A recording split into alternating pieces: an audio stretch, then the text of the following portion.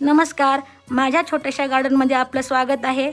तुम्ही पाहू शकता झाडं किती हिरवीगार दिसत आहेत। याचं कारण काय असेल तर मी दर आठवड्याला किंवा 15 दिवसातून एक वेळेस झाडाच्या कुंड्यातली माती मोकळी करून घेत असते आणि झाडाच्या मुळाला फंगस लागू नये म्हणून 1 चमच हळदी पावडर टाकते। तुम्ही हळदी पावडरच्या ऐवजी हळदीचं लिक्विडही करू शकता। अशा प्रकारे जर काळजी घेतल्यास तर आपल्या झाडाचे मुळं व्यवस्थित राहतात आणि झाडाला जर कुठला रोग लागला असेल किंवा फंगस बुरशी आली असेल तर आपण शॅम्पूच्या पानाची स्प्रे करू शकता। जर शॅम्पूच्या पानाचा स्प्रे केलं तर आपल्या झाडावर कुठलाही फंगस राहू शकत नाही, बुरशी राहू शकत नाही आणि आपले झाडं असे हिरवेगार बहरत राहतील, फुलत राहतील। झाडाला फुलं खूप लागत असतात आणि अशा तुम्हाला कसा वाटला काय नाही व्हिडिओ मला नक्की कमेंट करून सांगा।